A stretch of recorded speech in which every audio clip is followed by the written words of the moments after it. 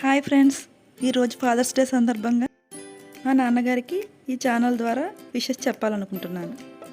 Hi నాన్న, happy fathers day. అలాగే మన ఛానల్ని చూస్తున్న ప్రతి ఒక్కరికి ఫాదర్స్ డే శుభాకాంక్షలు.